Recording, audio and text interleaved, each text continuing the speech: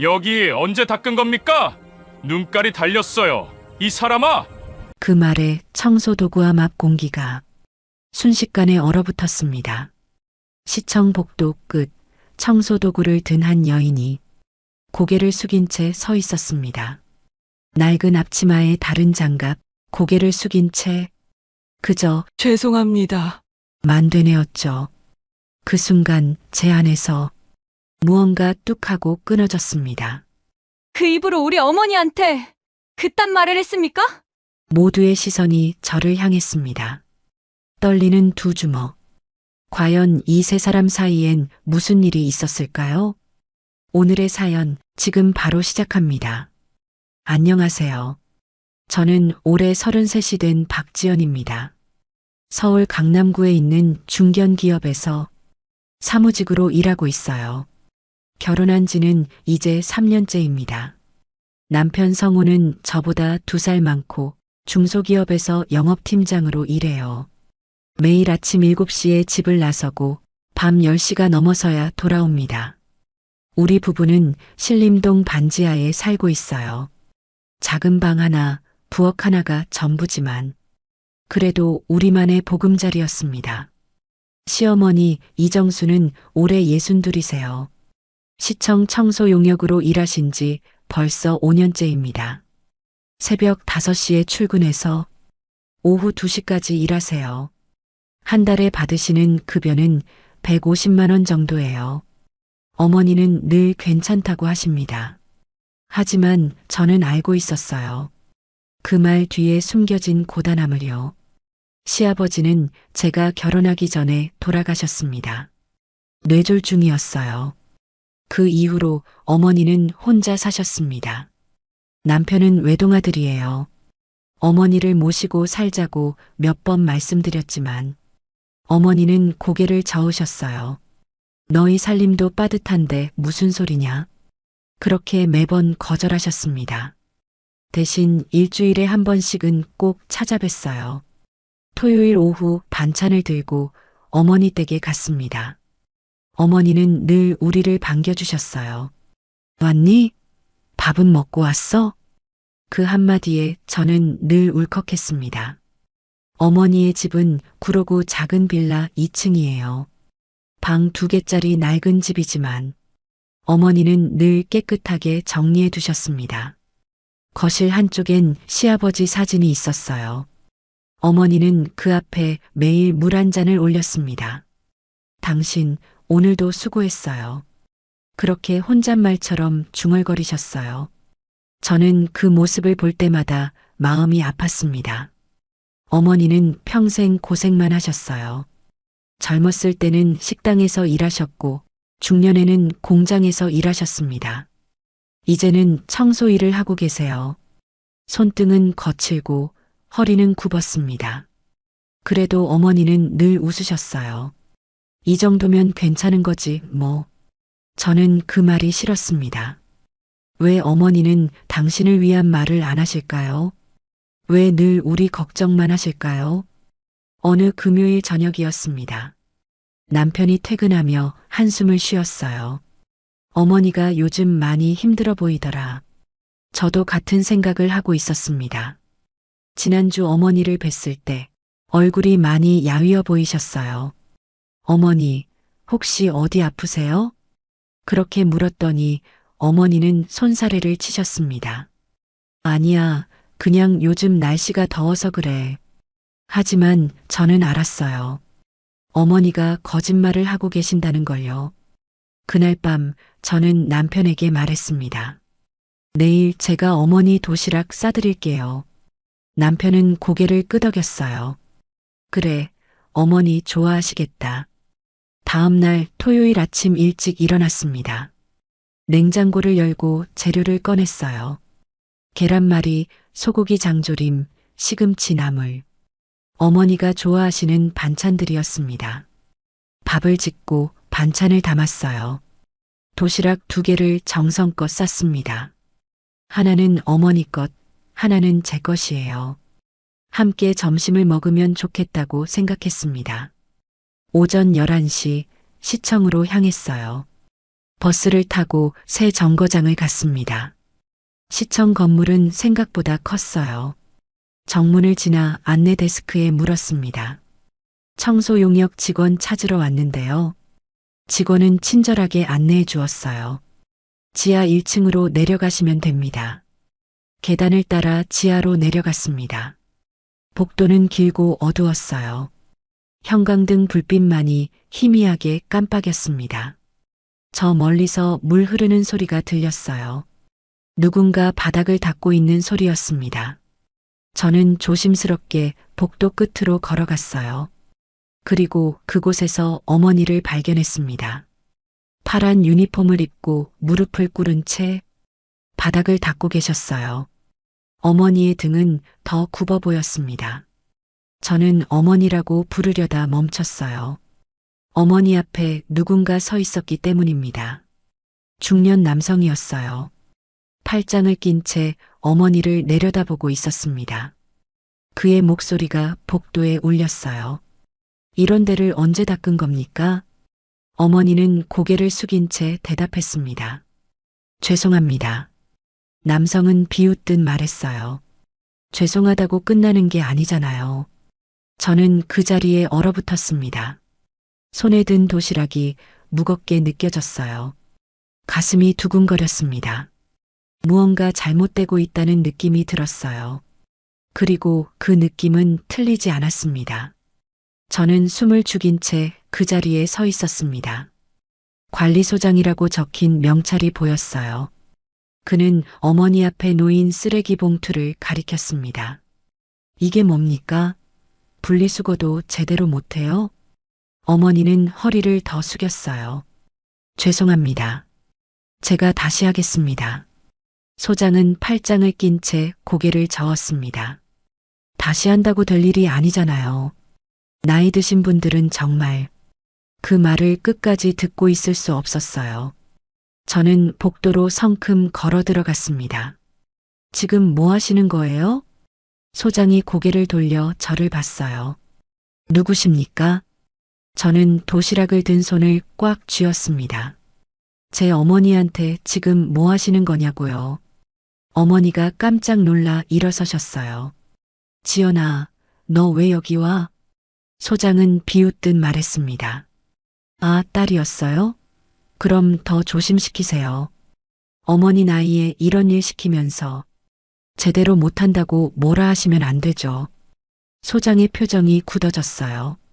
지금 나한테 말대꾸하는 겁니까? 저는 관리소장이에요. 여기 책임자라고요. 저는 한 발 더 다가갔습니다. 책임자면 직원을 존중해야죠. 이렇게 모욕을 주는 게 책임자가 할 일인가요? 그 순간 복도 끝에서 다른 직원들이 나타났어요. 두세 명이 저희 쪽을 쳐다보며 수군거렸습니다. 소장은 목소리를 낮췄어요. 여기서 이러지 마세요. 보는 사람 있잖아요. 어머니가 제 팔을 잡았습니다. 지연아, 그만해라. 괜찮다. 어머니, 괜찮은 게 아니잖아요. 어머니는 고개를 저으셨어요. 눈빛이 애원하듯 저를 바라봤습니다. 제발 그만하자. 저는 입술을 깨물었어요. 어머니의 손이 떨리고 있었습니다. 소장은 냉소를 띤 채 말했습니다. 이정순 씨 딸 교육 좀 시키세요. 직장에서 이러면 곤란하잖아요. 어머니는 다시 허리를 숙였어요. 죄송합니다. 제가 잘못했습니다. 그 말을 들으니 가슴이 무너졌습니다. 어머니는 아무 잘못도 하지 않으셨어요. 그런데 왜 사과를 하시는 거죠? 소장은 돌아서며 한마디 더 던졌습니다. 다음부턴 이런 일 없도록 하세요. 그의 발걸음이 복도 끝으로 사라졌어요. 저는 그 자리에 멍하니 서 있었습니다. 어머니가 제 손을 잡았어요. 지연아, 도시락 가져왔구나. 고맙다. 근데 이제 가봐라. 저는 고개를 저었습니다. 어머니, 같이 먹어요. 제가 왔잖아요. 어머니는 쓸쓸하게 웃으셨어요. 아니다. 나는 혼자 먹을게. 너 회사 가야 하지 않니? 저는 오늘이 토요일이라고 말하려다 멈췄어요. 어머니는 저를 보내고 싶어 하셨습니다. 그럼 도시락은 여기 두고 갈게요. 어머니는 고개를 끄덕이셨어요. 그래, 고맙다. 잘 먹을게. 저는 도시락을 바닥에 조심스럽게 내려놓았습니다. 그리고 한 번 더 어머니를 바라봤어요. 어머니의 눈가가 붉어져 있었습니다. 어머니, 가봐라. 괜찮다. 또 그 말이었어요. 괜찮다는 말. 저는 발걸음을 돌렸습니다. 복도를 걸어 나오는데 눈물이 났어요. 계단을 오르며 주먹을 쥐었습니다. 왜 어머니는 참기만 하실까요? 왜 저렇게 당하고만 계실까요? 시청 밖으로 나왔을 때 햇살이 따가웠습니다. 사람들은 평범하게 걷고 있었어요. 하지만 제 세상은 멈춰 있었습니다. 집으로 돌아오는 길 버스 안에서도 울었어요. 옆자리 사람이 휴지를 건넸지만 저는 받지 못했습니다. 집에 도착해서도 멍하니 앉아 있었어요. 남편이 퇴근하고 들어왔습니다. 어머니 도시락 잘 드셨어? 저는 대답 대신 고개를 숙였어요. 왜? 무슨 일 있었어? 저는 오늘 있었던 일을 말했습니다. 남편은 한숨을 쉬었어요. 그냥 모른 척하자. 어머니도 원하시잖아. 저는 고개를 들어 남편을 봤습니다. 모른 척하라고요? 어머니가 저렇게 당하는데요? 남편은 난처한 표정을 지었어요. 어머니 일자리가 거기밖에 없잖아. 괜히 문제 삼으면 어머니만 힘들어지는 거야. 저는 아무 말도 할 수 없었습니다. 남편 말도 틀린 건 아니었어요. 하지만 이대로 참고만 있을 수는 없었습니다. 그날 밤 잠을 이룰 수 없었어요. 천장을 보며 계속 생각했습니다. 어머니의 고개 숙인 모습이 떠올랐어요. 죄송합니다라고 말씀하시던 목소리, 그리고 소장의 비웃는 얼굴, 가슴이 답답했습니다. 새벽 3시 저는 일어나 물을 마셨어요. 부엌 창문 밖은 어둠뿐이었습니다. 저 어둠 속 어딘가에서 어머니도 잠 못 이루고 계실까요? 핸드폰을 들어 어머니께 전화하려다 멈췄습니다. 지금 전화하면 어머니는 더 걱정하실 거예요. 저는 핸드폰을 내려놓았어요. 그리고 한 가지를 결심했습니다. 이대로는 안 된다고. 뭔가 방법을 찾아야 한다고. 월요일 아침 회사에 출근했습니다. 하지만 일에 집중할 수 없었어요. 자꾸 어머니 생각이 났습니다. 점심시간에 동료가 물었어요. 지연아, 무슨 고민 있어? 얼굴이 안 좋아. 저는 고개를 저었습니다. 아니야, 괜찮아.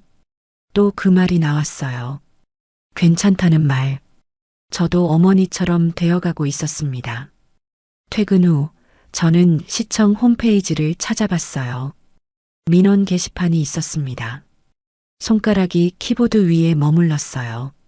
하지만 글을 쓸 수 없었습니다. 어머니가 피해를 볼까봐 두려웠어요. 결국 창을 닫았습니다. 그날 밤에도 잠을 설쳤어요. 꿈속에서도 어머니가 나타났습니다. 무릎 꿇고 바닥을 닦는 어머니. 그 위로 누군가의 그림자가 드리웠어요. 저는 식은땀을 흘리며 깼습니다. 시계를 보니 새벽 4시였어요. 어머니는 1시간 후면 출근하실 시간입니다. 저는 이불을 덮고 눈을 감았어요. 하지만 잠은 오지 않았습니다. 그리고 알 수 있었습니다. 이 문제는 아직 끝나지 않았다는 걸. 그로부터 일주일이 지났습니다. 저는 어머니께 전화를 드렸어요. 어머니, 괜찮으세요? 어머니는 밝게 대답하셨습니다. 그럼 괜찮지. 걱정 마라. 하지만 목소리에 힘이 없었어요. 저는 그걸 느낄 수 있었습니다. 이번 주말에 갈게요. 아니다. 바쁠 텐데 오지 마라. 어머니는 또 거절하셨어요. 전화를 끊고 나서도 마음이 무거웠습니다. 그 다음 날 남편에게서 전화가 왔어요. 여보, 어머니한테서 연락 왔어? 아니, 왜? 남편의 목소리가 떨렸습니다. 아까 어머니가 전화하셨는데 울고 계셨어. 저는 가슴이 철렁 내려앉았어요. 무슨 일인데요? 잘 모르겠어. 말씀을 안 하시더라고. 그냥 괜찮다고만 하시고. 저는 바로 회사에 조퇴를 신청했습니다. 상사는 인상을 찌푸렸어요. 박 대리, 요즘 집중력이 떨어지는데 개인 사정 좀 자제해 주세요. 저는 고개를 숙였습니다. 죄송합니다. 급한 일이라서요. 허락을 받고 바로 시청으로 향했어요. 이번에는 지하로 곧장 내려갔습니다. 복도 끝에서 어머니를 찾았어요. 어머니는 창고 앞에 앉아 계셨습니다. 고개를 푹 숙인 채였어요. 어머니가 고개를 들었습니다. 눈이 퉁퉁 부어 있었어요. 지연아, 너 왜 와? 저는 어머니 옆에 무릎을 꿇었습니다. 무슨 일 있으셨어요? 왜 우셨어요? 어머니는 고개를 저었어요. 아니다. 아무것도 아니야. 괜찮다. 저는 어머니의 손을 잡았습니다. 손이 얼음처럼 차가웠어요. 어머니, 말씀해 주세요. 제발. 어머니는 한참을 망설이시다 입을 여셨습니다. 오늘 소장님이 내 청소도구를 다 버리셨어. 저는 숨이 멎는 것 같았어요. 뭐라고요? 어머니는 떨리는 목소리로 말씀하셨습니다. 낡았다고, 보기 싫다고, 쓰레기통에 다 버리라고 하셨어. 그래서 내가 새로 사겠다고 했는데 어머니의 목소리가 끊어졌어요. 눈물이 흘러내렸습니다. 소장님이 그러시더라. 나이 든 사람은 일도 제대로 못하면서 돈만 축낸다고. 저는 주먹을 꽉 쥐었어요. 손톱이 손바닥에 박혔습니다. 그래서 어머니는 뭐라고 하셨어요? 어머니는 고개를 떨구었습니다. 미안하다고 했지. 그 순간 저는 참을 수 없었어요. 어머니, 왜 자꾸 미안하다고 하세요? 잘못한 게 없잖아요. 어머니가 놀라 저를 봤습니다. 지연아, 목소리 좀 낮춰라. 주변을 둘러보며 말씀하셨어요. 저는 눈물이 났습니다. 어머니는 왜 당하고만 계세요? 왜 참기만 하세요? 어머니는 제 손을 꼭 잡았어요. 지연아, 세상이 다 그런 거야. 참고 살아야 해. 어머니 같은 사람은 말이야. 어머니의 목소리가 작아졌습니다. 저는 그 말을 들을 수 없었어요. 일어서서 복도를 걸었습니다. 관리소장 사무실을 찾았어요. 문이 열려 있었습니다. 안에는 소장이 커피를 마시며 앉아 있었어요. 저는 문을 두드렸습니다. 소장이 고개를 들었어요. 누구세요? 저는 안으로 들어갔습니다. 저번에 뵀던 사람입니다. 이정순 씨 딸이에요. 소장의 얼굴이 굳어졌어요. 무슨 일로 왔습니까? 저는 책상 앞에 섰습니다. 왜 우리 어머니 청소도구를 버리라고 하셨어요? 소장은 한숨을 쉬었어요. 그건 업무상 판단이었습니다. 낡은 도구는 교체가 필요하니까요. 저는 고개를 저었습니다. 업무상 판단이요? 그럼 왜 어머니한테만 그러세요? 소장은 인상을 찌푸렸어요. 여기서 이러지 마세요. 지난번에도 말했잖아요. 저는 한 걸음 더 다가갔습니다. 제가 가만히 있을 줄 아셨어요? 우리 어머니를 계속 이렇게 괴롭힐 거예요? 소장이 자리에서 일어났습니다. 지금 협박하는 겁니까? 당신 어머니 일자리 날아가게 하고 싶어요? 그 말에 저는 입을 다물 수밖에 없었어요. 소장은 냉소를 지었습니다. 그러니까 조용히 하세요. 일 못하는 사람 감싸느라 힘드시죠? 저는 떨리는 목소리로 말했습니다. 우리 어머니는 잘못이 없어요. 소장은 문을 가리켰어요. 나가세요. 업무 방해입니다. 저는 그 자리에 서 있었습니다. 발이 떨어지지 않았어요. 나가라고 했습니다. 소장의 목소리가 커졌어요. 복도에 있던 직원들이 쳐다봤습니다. 저는 결국 사무실을 나왔어요. 복도를 걸으며 눈물을 흘렸습니다. 어머니가 창고 앞에 여전히 앉아 계셨어요. 저를 보자마자 일어나셨습니다. 지연아, 소장님한테 갔었니? 저는 고개를 끄덕였어요. 어머니는 한숨을 쉬셨습니다. 왜 그랬니? 이제 어떡하니? 내가 일 못하게 될 수도 있어. 저는 어머니를 안았습니다. 어머니, 미안해요. 제가 잘못했어요. 어머니는 제 등을 토닥였어요. 괜찮다. 다 괜찮을 거야. 그 말이 너무 슬펐습니다. 집으로 돌아오는 길, 비가 내렸어요.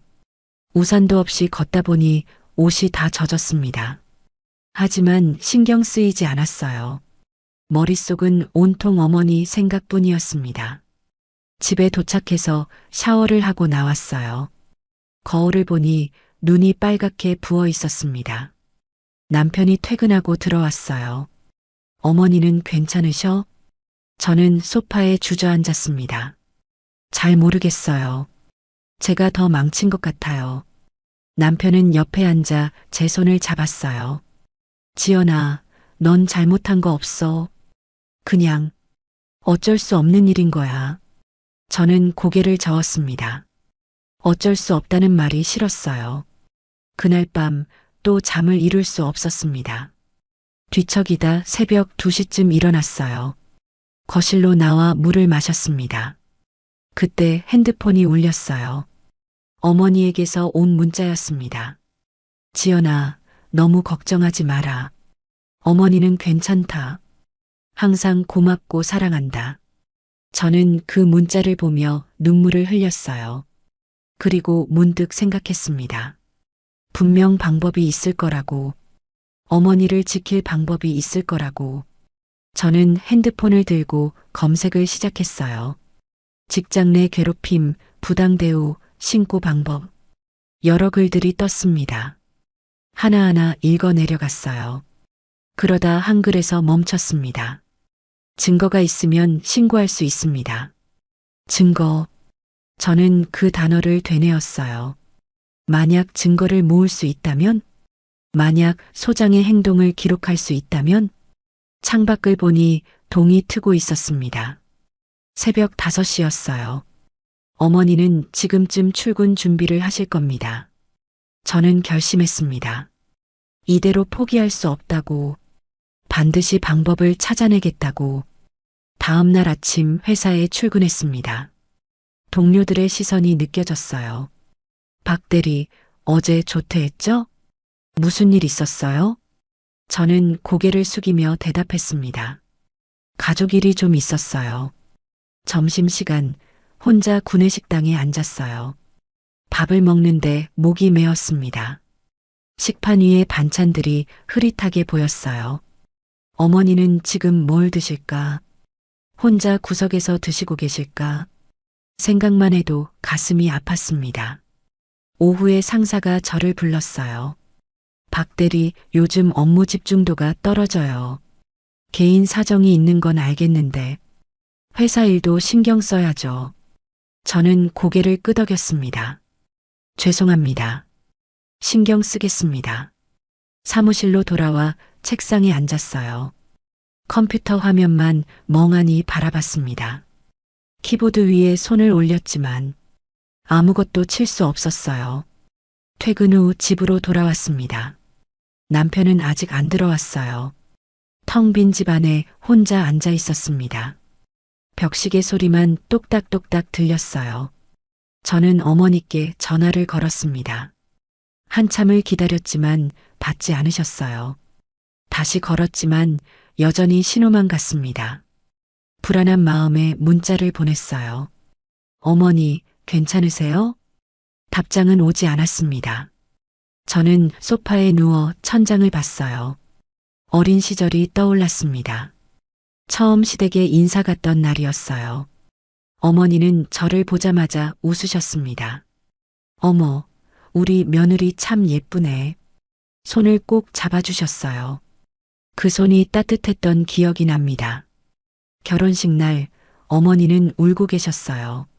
지연아, 우리 성우 잘 부탁한다. 내가 아들을 잘 못 키워서. 저는 어머니를 안았습니다. 어머니, 그런 말씀 마세요. 제가 잘할게요. 어머니는 제 등을 토닥이며 말씀하셨어요. 고맙다. 너 같은 며느리 만나서. 그때 어머니 눈가에 주름이 깊었습니다. 평생 고생하신 흔적들이었어요. 신혼 초 어머니는 자주 반찬을 가져오셨습니다. 너희 바쁠 텐데 이거라도 먹어라. 김치, 장조림, 멸치볶음. 손이 많이 가는 반찬들이었어요. 저는 어머니께 말씀드렸습니다.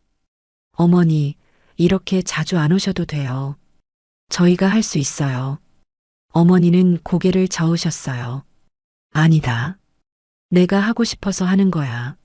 너희한테 해줄 게 이것밖에 없어서. 그 말에 저는 아무 말도 못했습니다.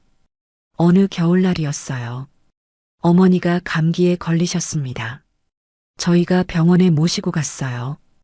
의사 선생님이 말씀하셨습니다. 과로하셨네요. 푹 쉬셔야 해요.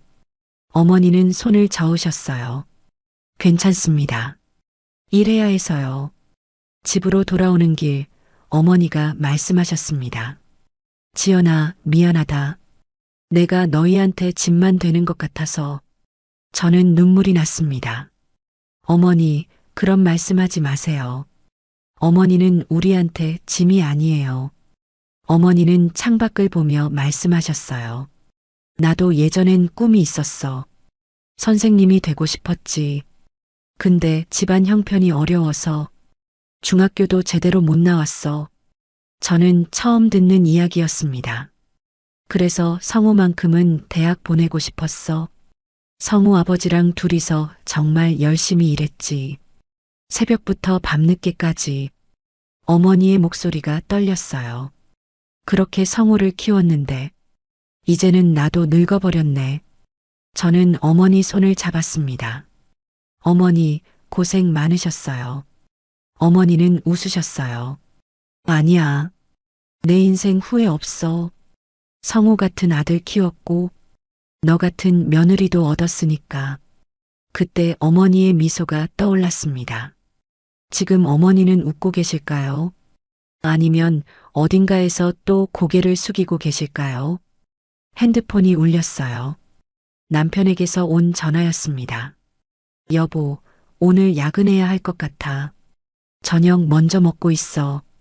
저는 힘없이 대답했습니다. 알았어요. 전화를 끊고 나니 더 쓸쓸했어요. 냉장고를 열었지만 식욕이 없었습니다. 그냥 문을 닫고 거실로 나왔어요. 창밖을 보니 어둠이 내리고 있었습니다. 저 멀리 불빛들이 하나씩 켜졌어요. 저마다의 집에서 저마다의 삶을 살고 있겠죠. 누군가는 웃고 누군가는 울고. 저는 지금 어디쯤 서 있는 걸까요? 핸드폰을 다시 들었습니다. 어머니께 전화를 걸었어요. 이번에는 연결됐습니다. 여보세요? 어머니 목소리가 들렸어요. 평소보다 더 작게 들렸습니다. 어머니, 저예요. 오늘 괜찮으셨어요? 어머니는 잠시 침묵하셨어요. 응, 괜찮았어. 지연아, 너는 어떠니? 저는 울컥했습니다. 저도 괜찮아요. 거짓말이었어요. 어머니도 아실 겁니다. 지연아, 너무 걱정하지 마라. 다 지나갈 거야. 저는 눈물을 닦았습니다. 어머니, 사랑해요. 어머니는 한참 만에 대답하셨어요. 나도 사랑한다. 전화를 끊고 나서 한참을 울었습니다. 소리 없이 조용히. 그날 밤 꿈을 꿨습니다. 어머니가 어린아이처럼 웃고 계셨어요. 교복을 입고 학교에 가는 모습이었습니다. 지연아, 나 선생님 됐어. 그렇게 말하며 손을 흔드셨어요. 저도 손을 흔들었습니다. 하지만 어머니는 점점 멀어졌어요. 어머니, 어머니. 아무리 불러도 돌아보지 않으셨습니다. 저는 악몽에서 깼습니다. 온몸이 땀으로 젖어 있었어요. 시계를 보니 새벽 4시였습니다. 옆에서 남편이 자고 있었어요. 저는 조용히 일어나 거실로 나왔습니다. 창밖은 아직 어두웠어요. 별 하나 없는 하늘이었습니다. 책상 서랍을 열었어요. 그 안에 어머니 사진이 있었습니다. 작년 추석 때 찍은 사진이었어요. 어머니는 한복을 입고 환하게 웃고 계셨습니다. 저는 그 사진을 오래 바라봤어요. 그리고 다짐했습니다. 어머니를 지켜야 한다고. 어떤 방법을 써서라도. 책상 위에 노트를 꺼냈습니다. 펜을 들고 적기 시작했어요. 어머니를 도울 방법. 1. 증거를 모은다. 2. 관련 기관에 문의한다. 3. 법적 조치를 알아본다. 글씨가 떨렸지만 계속 적었습니다. 해가 뜨기 시작했어요. 창밖으로 붉은 빛이 스며들었습니다. 새로운 하루가 시작되고 있었습니다. 저는 노트를 덮고 일어났어요. 거울을 보니 눈가가 퉁퉁 부어 있었습니다. 하지만 눈빛만큼은 달라져 있었어요. 오늘부터는 달라질 겁니다. 더 이상 가만히 있지 않을 겁니다. 어머니를 위해서라면 무엇이든 할 겁니다. 그렇게 결심하며 아침을 맞이했습니다. 그날 저녁 어머니 댁을 방문했습니다. 어머니, 청소 좀 도와드릴게요. 어머니는 손을 저으셨어요. 괜찮아. 내가 할게. 저는 고개를 저었습니다. 아니에요. 제가 할게요. 어머니는 결국 고개를 끄덕이셨어요. 저는 베란다부터 정리하기 시작했습니다. 먼지 쌓인 박스들이 쌓여 있었어요. 하나씩 열어보며 정리했습니다. 오래된 옷가지, 낡은 신문들, 추억이 담긴 물건들이었어요. 맨 아래 박스를 열었을 때였습니다. 낡은 앨범 하나가 나왔어요. 표지가 바래져 있었습니다. 저는 조심스럽게 펼쳤습니다. 어린 시절 남편의 사진들이 있었어요.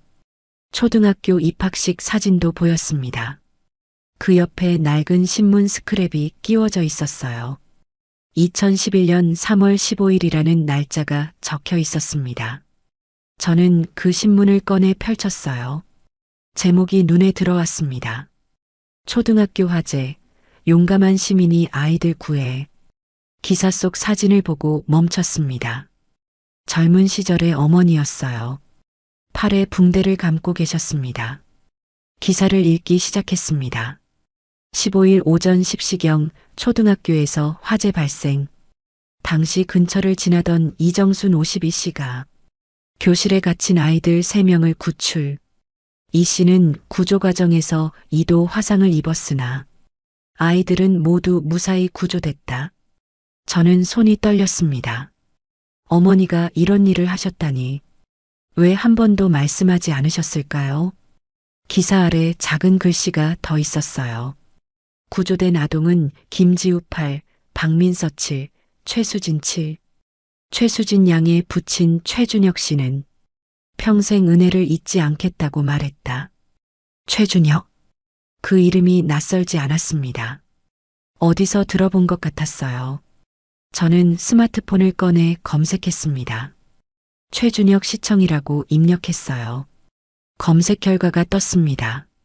최준혁 시청 시설관리과 관리소장. 저는 숨이 멎었습니다. 바로 그 사람이었어요. 어머니를 괴롭히던 그 소장. 그의 딸을 어머니가 구했다는 겁니까? 손이 떨려 핸드폰을 떨어뜨릴 뻔했습니다. 다시 신문을 들여다봤어요. 사진 속 어머니의 얼굴. 고통스러워 보였지만 미소를 짓고 계셨습니다. 뭐 보고 있니? 어머니 목소리에 깜짝 놀랐어요. 저는 신문을 들고 돌아봤습니다. 어머니, 이게 뭐예요? 어머니는 신문을 보더니 표정이 굳어졌어요. 아, 그거 오래된 거야. 저는 한 걸음 다가갔습니다. 어머니, 왜 말씀 안 하셨어요? 이렇게 대단한 일을 하셨는데 어머니는 고개를 저었어요. 대단한 게 아니야. 그냥 당연한 일을 했을 뿐이지. 저는 신문 속 이름을 가리켰습니다. 최준혁.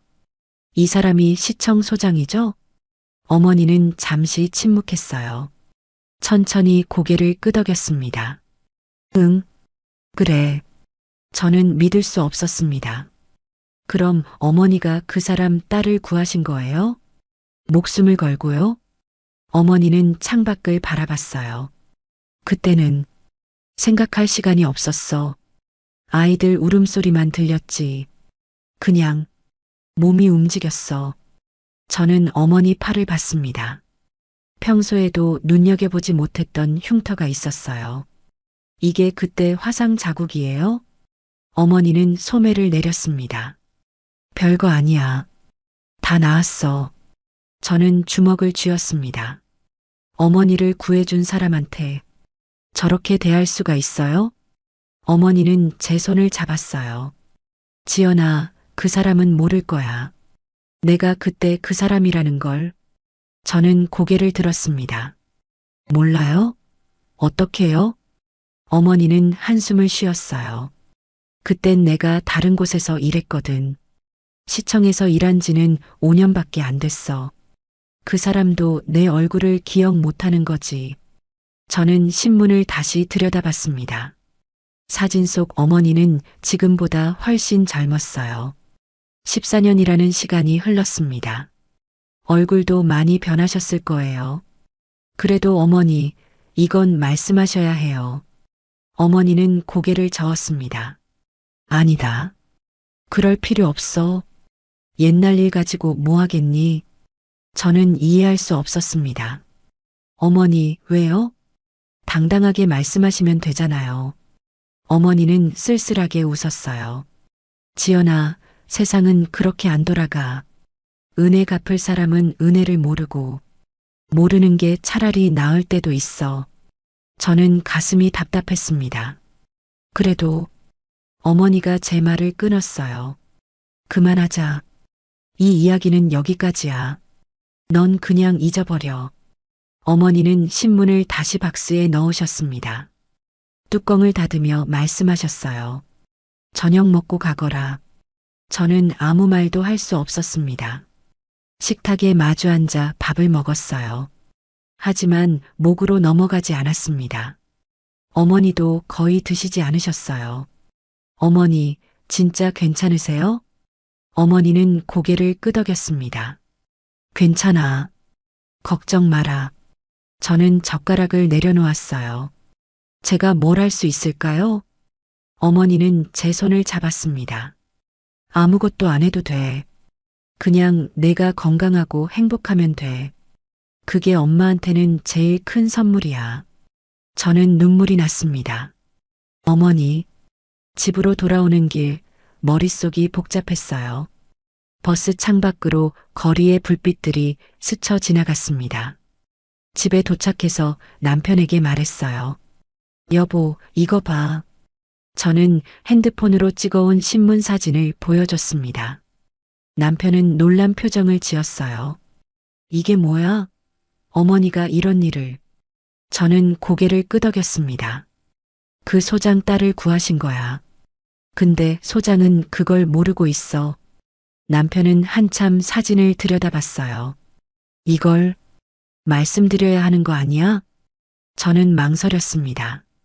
어머니는 말하지 말래. 그냥 잊으래. 남편은 한숨을 쉬었어요. 어머니 마음도 이해는 가. 하지만 저도 같은 생각이었습니다. 이대로 묻어둘 수는 없었어요. 그날 밤 잠들기 전에 다시 생각했습니다. 어떻게 해야 할까? 어머니 뜻을 어기고 말해야 할까? 아니면 이대로 참고 견뎌야 할까? 답은 쉽게 나오지 않았습니다. 눈을 감았지만 잠은 오지 않았어요.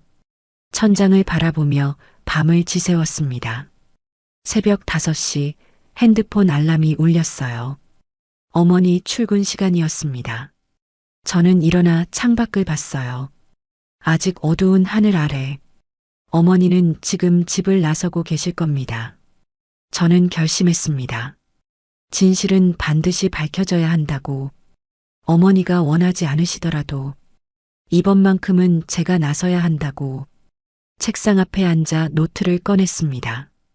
계획이라고 적었어요. 그리고 하나씩 적어 내려갔습니다. 해가 떠오르기 시작했습니다. 새로운 하루가 시작됐어요. 그리고 모든 것이 바뀔 하루이기도 했습니다.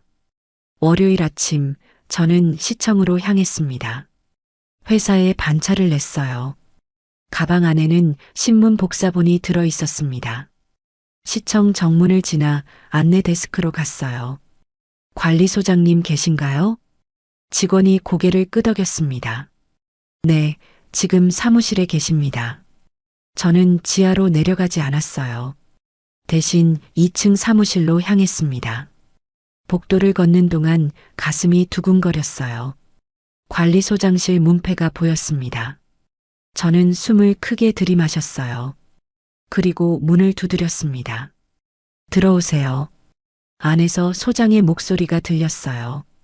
저는 문을 열고 들어갔습니다. 소장은 서류를 보고 있었어요. 고개를 들더니 인상을 찌푸렸습니다. 또 왔습니까? 저는 가방에서 신문을 꺼냈어요. 소장님, 이것 좀 보시겠어요?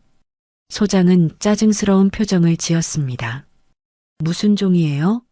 시간 없는데. 저는 신문을 책상 위에 올려놓았어요. 2011년 3월 15일자 신문입니다. 소장은 눈살을 찌푸리며 신문을 집어들었어요. 기사를 읽는 그의 얼굴이 점점 굳어졌습니다. 손이 미세하게 떨렸어요. 이건, 저는 조용히 말했습니다. 우리 어머니예요. 소장님 따님을 구하신 분. 소장은 신문에서 눈을 떼지 못했어요. 사진 속 어머니를 계속 들여다봤습니다. 이정순 씨가. 그의 목소리가 떨렸어요. 저는 고개를 끄덕였습니다. 네. 14년 전 그날. 화재 현장에서 아이들을 구하신 분. 바로 우리 어머니예요. 소장은 의자에 주저앉았습니다. 얼굴이 새하얗게 질렸어요. 이럴 수가. 내가 그분을. 그는 말을 잇지 못했습니다. 손으로 얼굴을 감쌌어요. 저는 침착하게 말을 이었습니다. 어머니는 2도 화상을 입으셨어요.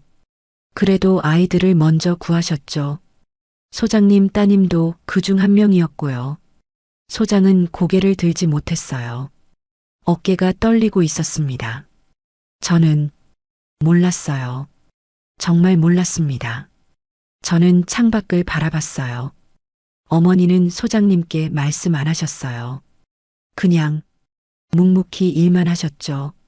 매일 새벽 5시에 출근하셔서 무릎 꿇고 바닥 닦으시면서. 소장은 책상을 짚고 일어섰습니다. 이정순 씨 지금 어디 계십니까? 저는 시계를 봤어요. 지하 청소 구역에 계실 겁니다. 소장은 급히 사무실을 나갔어요. 저도 뒤따라 나갔습니다. 소장은 계단을 뛰어내려갔어요. 지하 복도로 들어섰습니다. 저 멀리 어머니가 보였어요. 파란 유니폼을 입고 걸레질을 하고 계셨습니다. 소장은 그 앞에서 멈췄어요. 어머니는 고개를 들었습니다. 소장을 보자 놀란 표이었어요. 소장님. 소장은 어머니 앞에 섰습니다. 그리고 천천히 허리를 숙였어요. 90도로 깊게 절을 했습니다. 죄송합니다. 어머니는 당황하셨어요. 소장님, 왜 이러세요? 소장은 고개를 들지 않았습니다.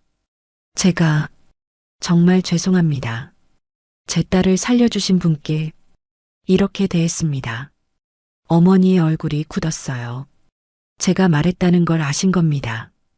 어머니는 저를 봤어요. 눈빛이 복잡했습니다. 소장은 계속 말했습니다. 그때 제 수진이를 선생님께서 구해주셨죠. 평생 잊지 않겠다고 말씀드렸는데 제가 알아보지도 못했습니다. 어머니는 손을 저었어요. 아닙니다. 오래된 일이에요. 소장님이 모르시는 게 당연하죠. 소장은 고개를 들었습니다. 눈가가 붉어져 있었어요. 아닙니다. 변명의 여지가 없습니다. 제가 얼마나 무례하게 굴었습니까? 복도 저편에서 직원들이 모여들었어요. 무슨 일인지 구경하려는 듯 했습니다. 소장은 그들을 돌아봤어요. 여러분, 이분을 보십시오. 14년 전 초등학교 화재 사건, 아이들을 구하신 영웅이십니다. 직원들이 웅성거렸습니다. 누군가 검색을 시작했어요. 진짜네요. 여기 기사 있어요. 소장은 다시 어머니를 봤습니다. 선생님, 용서해 주십시오. 제가 정말 잘못했습니다. 어머니는 난처한 표정이었어요. 소장님, 일어나세요. 이렇게 하시면 곤란합니다. 소장은 천천히 일어섰습니다. 하지만 어머니를 똑바로 보지 못했어요. 저는 조용히 말했습니다. 소장님, 어머니는 이걸 말씀하고 싶어 하지 않으셨어요. 그냥 조용히 일하고 싶으셨던 거예요. 소장은 고개를 끄덕였습니다. 알겠습니다. 제가 보상하겠습니다. 선생님께서 원하시는 게 있다면. 어머니는 고개를 저었어요. 아무것도 원하지 않습니다. 그냥 존중만 해주시면 됩니다. 그 말에 소장은 숙연해졌어요. 명심하겠습니다. 직원들이 어머니께 다가왔습니다. 선생님, 정말 대단하세요. 그런 일이 있었는지 몰랐어요. 어머니는 손을 저으셨어요. 아닙니다. 별일 아니었어요.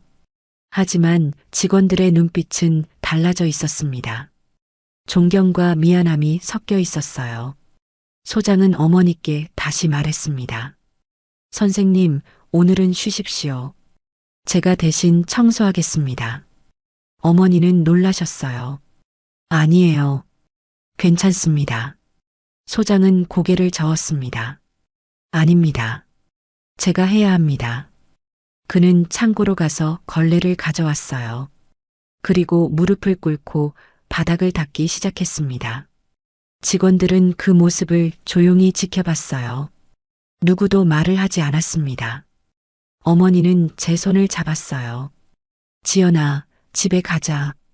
저는 고개를 끄덕였습니다. 네, 어머니. 우리는 복도를 빠져나왔어요. 계단을 올라 시청 밖으로 나왔습니다. 햇살이 따뜻하게 내리쬐었어요. 어머니는 제 손을 꼭 쥐셨습니다. 고맙다, 지연아. 저는 어머니를 안았어요. 어머니, 사랑해요. 그렇게 우리는 한참을 서 있었습니다. 사람들이 오가는 거리 한복판에서. 하지만 그날 이후에도 모든 것이 해결된 건 아니었습니다. 소장의 태도는 변했지만 어머니의 일은 여전히 힘들었어요.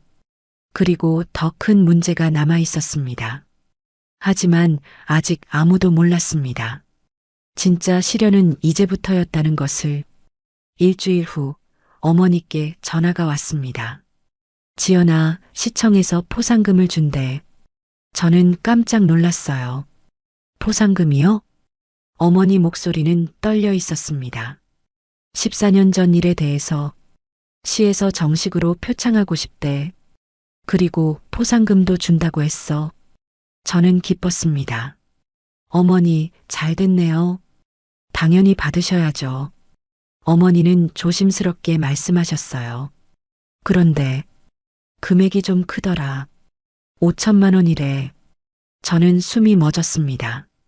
5천만 원요? 어머니도 놀라신 듯 했어요. 응, 나도 깜짝 놀랐어. 이렇게 큰 돈을 받아도 되는 건지. 저는 단호하게 말했습니다. 어머니, 당연히 받으셔야 해요. 그 정도는 받으실 자격이 있어요. 며칠 후 시청에서 시상식이 열렸습니다.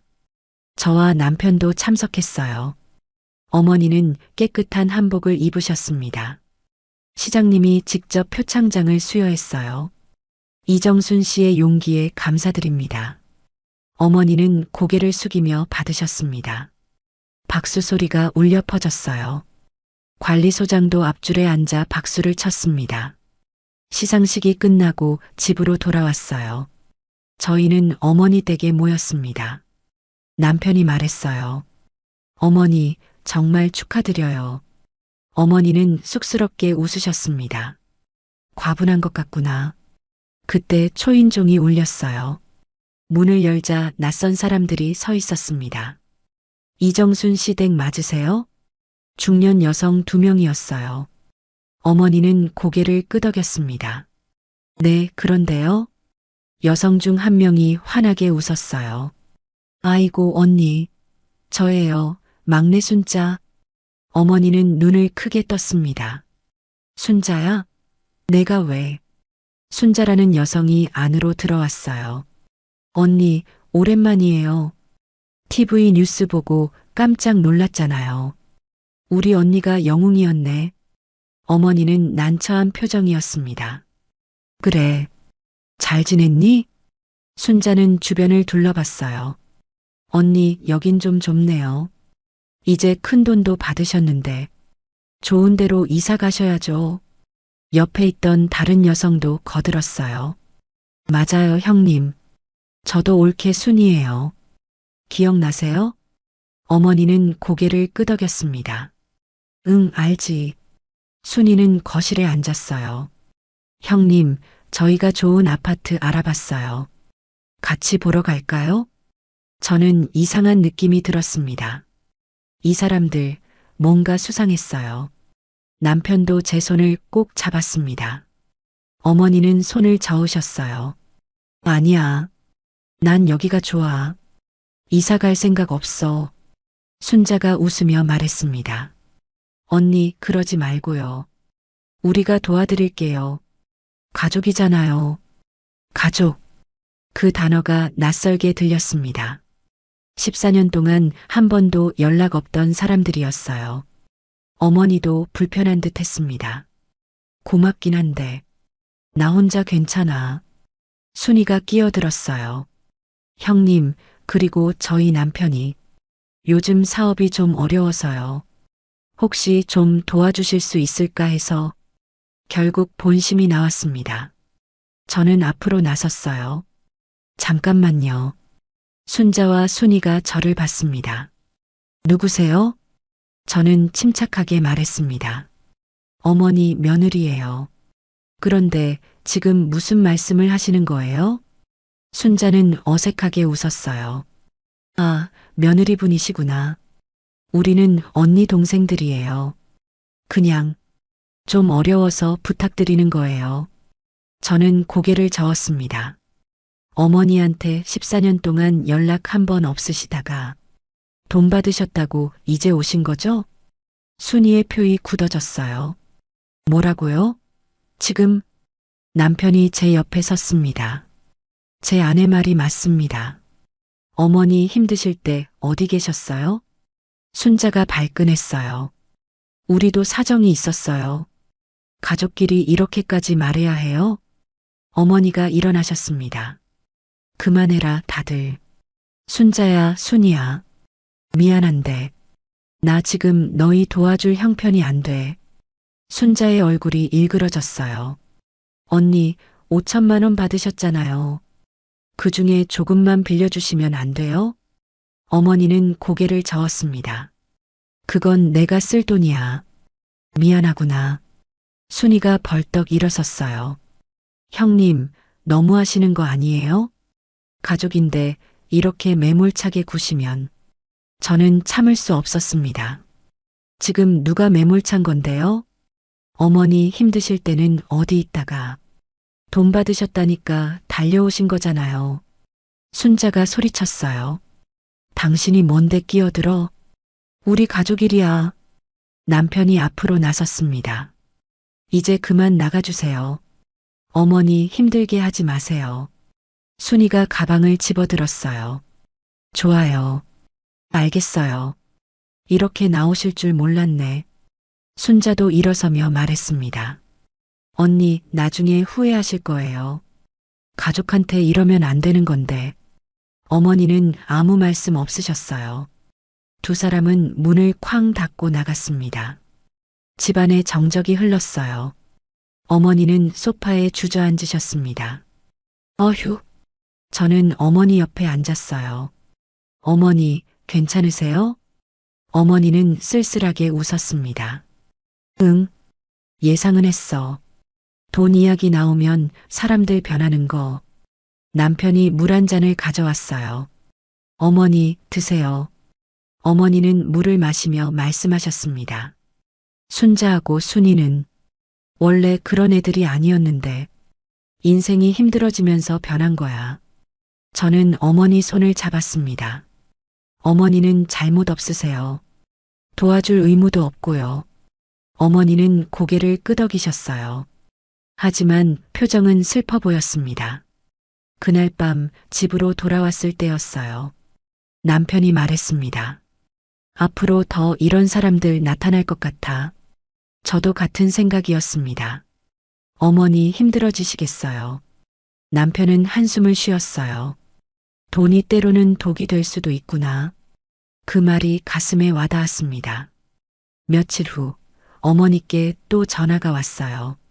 지연아, 오늘 또 누가 왔었어? 네. 어머니 목소리가 지쳐 있었습니다. 사촌 오빠라는 사람이 사업 자금 빌려달래. 나 그런 오빠 있는지도 몰랐는데. 저는 분노가 치밀었습니다. 어머니, 문 열어주지 마세요. 모르는 사람 오면 무시하세요. 어머니는 한숨을 쉬셨어요. 응, 알겠어. 전화를 끊고 나서 남편에게 말했습니다. 이러다 어머니 큰일 나겠어요. 남편도 심각한 표정이었어요. 우리가 더 자주 가봐야겠어. 그날부터 저희는 매일 어머니를 찾아뵀습니다. 어머니는 날이 갈수록 지쳐 보이셨어요. 지연아, 사람들이 자꾸 전화해. 돈 빌려달라고. 어떻게 내 번호를 알았는지. 저는 가슴이 아팠습니다. 포상금이 어머니를 행복하게 한 게 아니었어요. 오히려 괴롭힘의 대상이 되신 겁니다. 한 달이 지났을 때였습니다. 어머니는 더 이상 웃지 않으셨어요. 전화벨 소리에 깜짝깜짝 놀라셨습니다. 또 누구일까? 그 모습을 보며 저는 깨달았습니다. 돈은 어머니를 구하지 못했어요.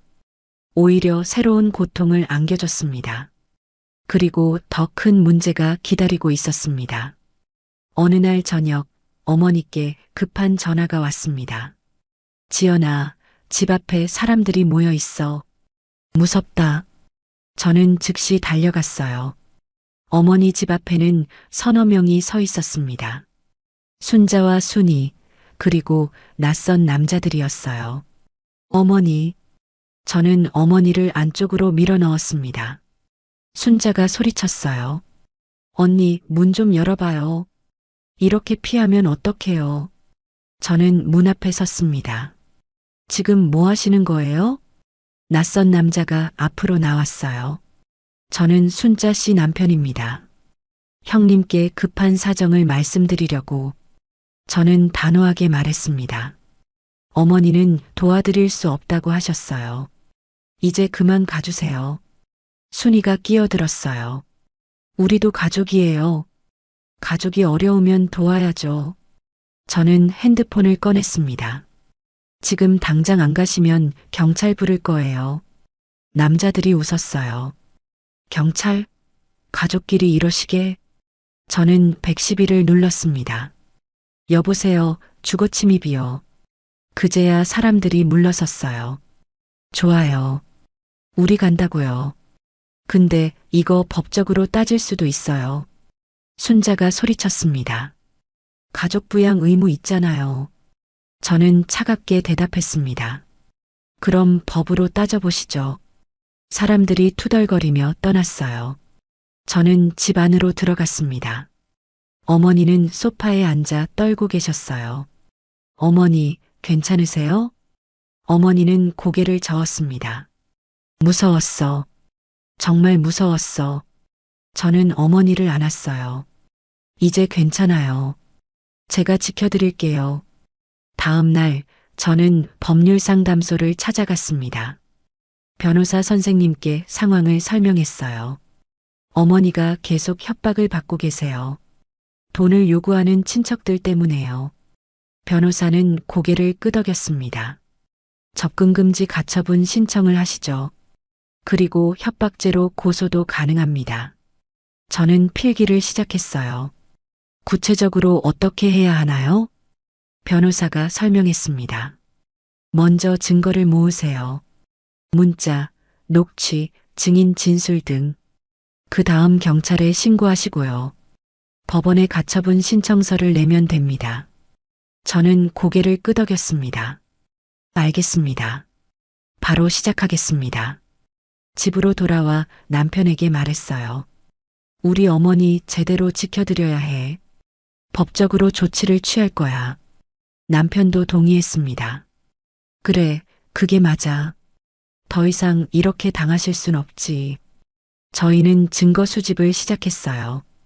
어머니께 받은 협박 문자를 정리했습니다. 돈 안 주면 후회할 거야. 우리도 살아야 한다. 가족 맞나? 언니, 이러지 말고 좀 도와줘. 문자만 수십 통이었어요. 녹음 파일도 있었습니다. 순자가 어머니께 소리 지르는 내용이었어요. 언니, 왜 이렇게 매정해? 우리 죽으라는 거야? 저는 이 모든 걸 USB에 정리했습니다. 그리고 경찰서로 향했어요. 경찰관에게 상황을 설명했습니다. 제 시어머니가 협박을 받고 있어요. 친척들이 돈을 요구하면서 집 앞까지 찾아와 위협했습니다. 경찰관은 진술서를 작성했어요. 증거 자료 있으신가요? 저는 USB를 내밀었습니다. 여기 다 있습니다. 경찰관이 확인하더니 고개를 끄덕였어요. 충분한 증거네요. 협박죄와 공갈죄로 입건하겠습니다. 저는 안도의 한숨을 쉬었습니다. 감사합니다. 일주일 후 순자와 순이에게 소환장이 갔습니다. 순자에게서 전화가 왔어요. 어머니 핸드폰으로 걸려왔습니다. 언니, 이게 무슨 짓이야? 경찰서에서 나오라는데. 어머니는 떨리는 손으로 전화를 받으셨어요. 저는 옆에서 스피커폰을 켰습니다. 순자야, 미안하다. 하지만 너희가 너무 심했어. 순자가 소리쳤습니다. 심한 건 언니잖아. 가족을 경찰에 신고하다니. 저는 전화기를 가져왔어요. 저예요, 며느리. 이건 제가 한 일이에요. 순자의 목소리가 낮아졌습니다. 당신이. 저는 침착하게 말했습니다. 네. 저희 어머니 더 이상 괴롭히지 마세요. 법적으로 대응할 겁니다. 순자가 협박했어요. 두고 봐. 이거 끝이 아니야. 저는 단호하게 대답했습니다. 녹음되고 있습니다. 더 이상의 협박은 추가 고소 사유예요. 전화가 끊어졌습니다. 어머니는 저를 보며 눈물을 흘리셨어요. 지연아, 고맙다. 내가 아니었으면 어쩔 뻔했니? 저는 어머니 손을 잡았습니다. 어머니, 이제 괜찮아요. 며칠 후 법원에서 접근금지 결정이 나왔어요. 순자, 순이 그리고 그 가족들은 어머니로부터 100m 이내 접근 금지, 전화, 문자 등 연락도 금지, 위반 시 형사처벌 대상. 저는 그 결정문을 어머니께 보여드렸습니다. 어머니, 보세요. 이제 아무도 괴롭히지 못해요. 어머니는 결정문을 보시며 울었어요. 정말 끝난 거니? 저는 고개를 끄덕였습니다. 네, 끝났어요. 한 달 후 형사재판이 열렸습니다. 저와 남편, 어머니가 출석했어요. 순자와 순이도 피고인석에 앉아 있었습니다. 검사가 공소사실을 낭독했어요.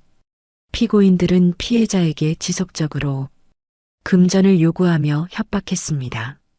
피해자의 주거지를 찾아가 불안감을 조성한 사실이 인정됩니다. 순자와 순이는 고개를 숙이고 있었어요. 판사가 물었습니다. 피고인들 할 말 있습니까? 순자가 일어섰어요. 죄송합니다. 제가 너무 급했습니다. 판사는 차갑게 말했습니다. 급했다는 이유로 범죄가 정당화되지 않습니다. 최종 판결이 내려졌어요. 벌금 각 300만 원. 그리고 피해자에게 접근 금지. 법정을 나오며 어머니가 말씀하셨습니다. 이제 정말 끝난 거지? 저는 어머니를 안았어요. 네, 어머니. 이제 평화롭게 사세요. 법원 계단을 내려오는데 햇살이 따뜻했습니다. 어머니는 하늘을 올려다 보셨어요. 고맙다, 지연아. 내가 있어서. 저는 어머니 손을 꼭 잡았습니다. 저야말로 감사해요, 어머니. 어머니가 계셔서 제가 있는 거예요. 그날 저녁 집에서 조촐한 식사를 했습니다. 남편이 말했어요. 이제 정말 새 출발이네요. 어머니는 웃으셨어요. 오랜만에 보는 환한 웃음이었습니다. 그래, 이제 조용히 살 수 있겠구나. 저는 잔을 들었습니다. 어머니의 평화를 위하여. 우리는 잔을 부딪혔어요. 작은 소리가 밤 공기에 울렸습니다. 창밖으로 별들이 빛나고 있었어요. 오랜 시련이 끝나고 비로소 평화가 찾아오고 있었습니다. 하지만 진짜 회복은 이제부터 시작되는 것이었습니다. 그로부터 2달이 지났습니다. 어느 날 오후 낯선 번호로 전화가 왔어요. 여보세요? 여성의 떨리는 목소리가 들렸습니다. 지연 씨, 저 순이에요. 저는 잠시 말문이 막혔어요. 무슨 일이세요? 순이는 한참을 침묵했습니다. 죄송합니다. 정말 죄송해요. 울먹이는 소리가 들렸어요. 저는 차갑게 대답했습니다. 접근 금지 명령 위반 아닌가요? 전화도 금지되어 있는데요. 순이가 급히 말했습니다. 알아요. 하지만 형님께 전해주실 말씀이 순자가 많이 아파요. 저는 잠시 망설였습니다. 무슨 병인데요? 순이의 목소리가 더 작아졌어요. 우울증이요. 심각해요. 며칠 전에 응급실에 실려갔어요. 저는 복잡한 마음이었습니다. 그래서요? 순이가 한숨을 쉬었어요. 형님께 용서를 구하고 싶대요. 만나주실 수 있을까요? 저는 단호하게 말했습니다. 어머니께 여쭤보고 연락드릴게요. 전화를 끊고 어머니께 말씀드렸습니다. 어머니는 한참을 생각하셨어요. 만나볼까? 저는 놀랐습니다. 어머니, 정말이요? 어머니는 고개를 끄덕였습니다. 그래, 한 번쯤은 봐줘야지. 그래도 내 동생인데. 일주일 후 우리는 조용한 카페에서 만났어요. 저와 어머니 그리고 순자와 순이. 순자는 완전히 달라져 있었습니다. 머리는 헝클어져 있고 얼굴은 야위었어요. 눈가에는 다크서클이 짙게 내려앉아 있었습니다. 언니. 순자는 어머니를 보자마자 울음을 터뜨렸어요. 어머니는 그저 조용히 앉아 계셨습니다. 저도 옆에서 지켜봤어요. 순자가 떨리는 목소리로 말했습니다. 언니 정말 죄송해요. 제가 미쳤었어요. 돈에 눈이 멀어서. 순이도 고개를 숙였어요. 형님, 저도 죄송합니다. 정말 잘못했어요. 어머니는 물 한 모금을 마셨습니다. 그래서 지금은 어떻게 지내니? 순자가 한숨을 쉬었어요. 다 망했어요, 언니. 남편 사업은 완전히 망했고 집도 경매로 넘어갔어요. 지금은 월세방에 살아요. 순이도 말을 이었습니다. 저희도 마찬가지예요. 법원 벌금도 못 냈어요. 신용불량자가 됐고요. 남편은 저랑 이혼하자고 해요. 순자의 눈물이 멈추지 않았습니다. 언니, 전 정말 바보였어요. 돈만 있으면 모든 게 해결될 줄 알았어요. 하지만 돈 때문에 모든 걸 잃었어요. 어머니는 말없이 듣고 계셨습니다. 순자가 계속 말했어요. 요즘 잠을 못 자요. 꿈에서 언니가 나타나요. 제가 언니한테 소리 지르는 꿈. 깨고 나면 너무 괴로워요. 순이도 고개를 숙였습니다. 아이들도 힘들어해요. 엄마가 범죄자라고 학교에서 놀림받는데요. 제가 애들한테 무슨 짓을 한 건지 저는 그 모습을 보며 착잡했습니다. 분명 그들이 잘못했어요. 하지만 이렇게까지 무너질 줄은 몰랐습니다. 어머니가 입을 여셨어요. 순자야, 순이야. 두 사람이 고개를 들었습니다. 너희가 왜 이렇게 됐는지 알아? 순자가 눈물을 닦았어요. 돈 때문에, 욕심 때문에. 어머니는 고개를 저었습니다. 아니야. 가족을 잃었기 때문이야. 그 말에 순자와 순이는 울음을 터뜨렸어요. 어머니가 계속 말씀하셨습니다. 돈은 다시 벌 수 있어. 집도 다시 구할 수 있지. 하지만 한 번 잃은 신뢰는 다시 얻기 힘들어. 순자가 손을 모았습니다. 언니 저 다시 시작하고 싶어요. 기회를 한 번만 더 주세요. 어머니는 한참을 생각하셨어요. 그리고 가방에서 봉투 하나를 꺼냈습니다. 이거, 봉투 안에는 현금이 들어 있었어요. 많지 않은 액수였습니다.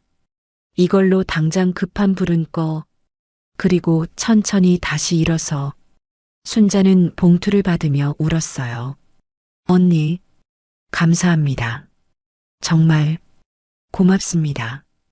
어머니는 단호하게 말씀하셨습니다. 하지만 이게 마지막이야. 이제 너희 힘으로 살아가. 더 이상 의지하려고 하지 마. 순자와 순이는 고개를 끄덕였습니다. 네, 언니. 알겠습니다. 다시는 이런 짓 안 할게요. 카페를 나오며 저는 어머니께 물었어요. 어머니, 괜찮으세요? 돈 주셔도 됐어요? 어머니는 쓸쓸하게 웃으셨습니다. 괜찮아. 그래도 내 동생들인데 완전히 손 놓을 수는 없더라. 저는 어머니 손을 잡았습니다. 어머니는 정말 대단하세요. 어머니는 고개를 저으셨어요. 아니야. 나도 힘들었어. 그래도 가족이잖니. 집으로 돌아오는 길 하늘이 맑았습니다. 어머니는 창밖을 바라보며 말씀하셨어요. 지연아, 사람은 말이야. 실수할 수 있어. 중요한 건 그 실수에서 뭘 배우느냐지. 저는 고개를 끄덕였습니다. 순자와 순이도 배웠을까요? 어머니는 한숨을 쉬었어요. 모르지. 그건 그 애들이 선택할 일이야. 난 그냥 기회를 준 거고. 그날 밤 순자에게서 문자가 왔습니다. 언니, 다시 한번 감사드립니다. 제가 정말 많이 반성했어요. 이제 제 힘으로 살겠습니다. 언니 은혜 평생 잊지 않을게요. 저는 그 문자를 어머니께 보여드렸어요. 어머니는 잠시 읽어보시고 미소 지으셨습니다. 그래, 잘 됐다. 이제 진짜 새 출발을 하는구나. 한 달 후 순이에게서도 소식이 왔습니다. 편의점 아르바이트를 시작했대요. 비록 적은 돈이지만 스스로 벌어서 생활하고 있다고 했습니다. 형님 덕분에 깨달았어요. 돈보다 중요한 게 많다는 걸요. 이제 천천히 성실하게 살겠습니다. 어머니는 그 소식을 들으시고 안도하셨어요. 다행이다. 그 애들이 정신 차렸구나. 저는 어머니께 말씀드렸습니다. 어머니가 주신 건 돈이 아니었어요. 다시 살 용기였던 거죠. 어머니는 창밖을 바라보셨습니다. 사람은 누구나 넘어질 수 있어. 중요한 건 다시 일어서는 거지. 순자와 순이도 이제 일어설 거야. 그렇게 시간이 흘렀습니다. 순자와 순이는 서서히 회복했어요. 빚을 갚고 일을 하고 살아갔습니다. 더 이상 쉬운 길을 찾지 않았어요. 어머니와의 관계도 조금씩 나아졌습니다. 가끔 안부 전화를 드렸고 명절에는 조촐하게 인사를 드렸어요. 어머니는 그들을 따뜻하게 맞아주셨습니다. 하지만 예전처럼 가깝지는 않았어요. 적당한 거리를 유지했습니다. 그것이 서로를 위한 최선이었습니다. 저는 그 모든 과정을 지켜보며 배웠습니다. 용서는 쉽지 않지만 필요하다는 것. 하지만 경계는 반드시 필요하다는 것. 그리고 진정한 사랑은 때로는 단호함을 요구한다는 것을 어머니는 그 모든 것을 보여주셨습니다. 봄이 왔습니다. 어머니는 시청 청소 일을 그만두셨어요. 포상금으로 작은 가게를 내셨습니다. 동네 구석에 있는 작은 분식집이었어요. 지연아, 이리 와봐. 어머니는 가게 간판을 가리키셨습니다. 정순이네 분식. 소박하지만 따뜻한 이름이었어요. 어머니, 좋아요. 어머니는 환하게 웃으셨습니다. 이제 내가 하고 싶던 일을 하는 거야. 사람들 밥 해주는 거. 가게는 작았지만 깨끗했습니다. 테이블 4개, 의자 12개. 주방에서는 김치찌개 끓는 냄새가 났어요. 어머니, 제가 도와드릴게요. 저는 앞치마를 두르며 말했습니다. 어머니는 손을 저으셨어요. 괜찮아. 너는 내일 해. 주말에만 가끔 오면 돼. 가게 문을 연 첫날이었습니다. 동네 할머니 한 분이 들어오셨어요. 여기 새로 생긴 거야? 어머니는 반갑게 맞이하셨습니다. 네, 어서 오세요. 뭐 드시겠어요? 할머니는 메뉴판을 보셨어요. 김치찌개 하나 주세요. 그리고 밥 좀 많이요. 어머니는 주방으로 들어가셨습니다. 정성껏 김치찌개를 끓이셨어요. 밥도 따뜻하게 퍼서 내오셨습니다. 할머니는 한 숟가락 드시고 말씀하셨어요. 어머, 이거 집밥 같네. 맛있어요. 어머니는 환하게 웃으셨습니다. 많이 드세요. 반찬 더 필요하면 말씀하시고요. 할머니는 밥을 다 드시고 일어서셨어요. 사장님, 잘 먹었어요. 내일도 올게요. 그날 이후로 손님이 하나둘 늘었습니다. 동네 주민들이 소문을 듣고 찾아왔어요. 여기 김치찌개 정말 맛있대요. 사장님도 너무 친절하시고요. 어머니는 매일 새벽 5시에 일어나셨습니다. 시장에 가서 신선한 재료를 사오셨어요. 그리고 정성껏 음식을 만드셨습니다. 한 달이 지났을 때였습니다. 가게는 동네 명소가 되어 있었어요. 점심시간이면 자리가 없을 정도였습니다. 어느 날 낯익은 얼굴이 가게로 들어왔어요. 시청 관리소장이었습니다. 선생님, 안녕하세요. 어머니는 반갑게 맞이하셨습니다. 어머, 소장님. 어서 오세요. 소장은 자리에 앉았어요. 소문 듣고 왔습니다. 여기 음식이 정말 맛있다던데요. 어머니는 웃으며 대답하셨습니다. 그냥 정성껏 만들 뿐이에요. 소장은 김치찌개를 주문했어요. 음식을 드시고 나서 말씀하셨습니다. 선생님, 정말 맛있습니다. 어머니가 해주시던 밥맛이에요. 어머니는 고개를 끄덕이셨어요. 자주 오세요. 언제든 환영입니다. 소장은 계산을 하며 봉투를 꺼냈어요. 선생님, 이건 제 마음입니다. 개업 축하 선물이에요. 어머니는 손을 저었습니다. 아이고, 이건 너무 과하신데요. 소장은 웃으며 말했어요. 아닙니다. 제가 드리고 싶은 겁니다. 그때 제 잘못을 평생 갚고 싶어요. 어머니는 결국 받으셨습니다. 고맙습니다, 소장님. 그날 이후로 소장은 단골이 되었어요. 일주일에 2~3번씩 찾아오셨습니다. 그리고 가끔 딸을 데려오기도 했어요. 선생님, 제 딸 수진이에요. 기억하시나요? 어머니는 수진을 보며 미소 지으셨습니다. 어머, 이렇게 컸네. 예쁘게 잘 컸구나. 수진은 90도로 인사했어요. 선생님, 감사합니다. 저를 구해주셔서. 어머니는 수진의 머리를 쓰다듬었습니다. 잘 자라줘서 고마워. 앞으로도 건강하게 살아라. 그 모습을 보며 저는 눈물이 났어요. 어머니는 정말 대단한 분이셨습니다. 여름이 지나고 가을이 왔습니다. 어머니 가게는 더욱 번창했어요. 어느 날 어머니가 말씀하셨습니다. 지연아, 나 결정한 게 있어. 뭔데요, 어머니? 어머니는 미소 지으셨어요. 매주 수요일엔 무료 급식을 하려고. 어려운 이웃들을 위해서. 저는 놀랐습니다. 어머니, 정말이요? 어머니는 고개를 끄덕였습니다. 응, 내가 받은 걸 나눠야지. 혼자만 잘 살 수는 없잖니. 다음 주 수요일이었습니다. 어머니는 아침 일찍 음식을 준비하셨어요. 김치찌개, 제육볶음, 된장찌개.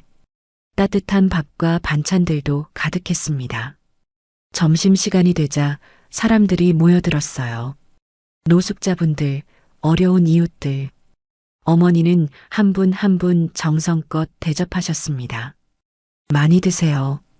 맛있게 드시고 힘내세요. 한 할아버지가 말씀하셨어요. 사장님 고맙습니다. 이렇게 따뜻한 밥 오랜만이에요. 어머니는 웃으며 대답하셨습니다. 천만에요. 자주 오세요. 저도 옆에서 도왔어요. 밥을 퍼드리고 물을 따라드렸습니다. 그분들의 얼굴에 미소가 번졌어요. 그 모습을 보니 가슴이 뭉클했습니다. 무료 급식 소문은 빠르게 퍼졌어요. 지역 신문에서 취재를 나왔습니다. 사장님, 왜 이런 일을 하시나요? 어머니는 담담하게 대답하셨습니다. 제가 받은 게 많아서요. 나누는 게 당연하죠. 기자가 또 물었어요. 힘들지 않으세요? 어머니는 고개를 저었습니다. 아니에요. 오히려 행복해요. 누군가를 도울 수 있다는 게 정말 감사한 일이거든요. 그 기사가 나간 후 많은 사람이 가게를 찾아왔습니다. 어떤 분은 후원금을 주고 가셨어요. 사장님 일 돕는데 써주세요. 어머니는 정중히 거절하셨습니다. 고맙지만 괜찮습니다. 제가 할 수 있는 만큼만 할게요. 겨울이 왔습니다. 크리스마스가 다가오고 있었어요. 어머니는 특별한 행사를 준비하셨습니다. 지연아, 이번 크리스마스엔 더 많은 분들을 초대하려고 저와 남편도 함께 준비했어요. 음식을 만들고 가게를 꾸몄습니다. 크리스마스 당일이었습니다. 가게는 사람들로 가득 찼어요. 어려운 이웃들, 동네 주민들, 그리고 소장님 가족도 오셨습니다. 모두 함께 밥을 먹었습니다. 웃음소리가 가게를 가득 채웠어요. 어머니는 그 모습을 보며 행복해 하셨습니다. 이게 진짜 행복이구나. 저는 어머니 손을 잡았어요. 어머니 사랑해요. 어머니는 제 손을 꼭 쥐셨습니다. 나도 사랑한다, 지연아. 너 같은 며느리 만나서 정말 복 받았어. 그날 밤 집으로 돌아오는 길이었습니다. 남편이 말했어요. 우리 어머니 정말 대단하시다. 그렇죠? 저는 고개를 끄덕였습니다. 어머니는 제 영웅이에요. 하늘에는 별이 가득했습니다. 차가운 겨울 공기가 상쾌했어요. 우리는 손을 잡고 걸었습니다. 그리고 저는 깨달았습니다. 진정한 부는 돈이 아니라는 것, 사랑하는 사람들과 함께하는 것, 누군가를 도울 수 있는 것, 그것이 진짜 행복이라는 것을 어머니는 그것을 보여주셨습니다. 평생 고생하시면서도 늘 남을 먼저 생각하셨던 어머니, 이제는 평화롭게 사시는 어머니, 저도 어머니처럼 살고 싶습니다. 정직하게, 성실하게, 그리고 따뜻하게. 새해가 밝았습니다. 어머니 가게 앞에는 플래카드가 걸렸어요. 새해 복 많이 받으세요. 저희는 가족 모두 모였습니다. 떡국을 끓여 함께 먹었어요. 어머니가 말씀하셨습니다. 올해도 건강하게 지내자. 서로 사랑하고 아끼면서. 우리는 웃으며 대답했습니다. 네, 어머니. 창밖으로 햇살이 쏟아져 들어왔어요. 따뜻하고 포근한 햇살이었습니다. 새로운 시작이었습니다. 어머니의, 우리 가족의, 그리고 모든 이들의 새로운 시작. 이야기를 끝까지 들어주신 분이 계시다면 잘 들었다고 댓글 하나만 남겨주세요. 감사합니다.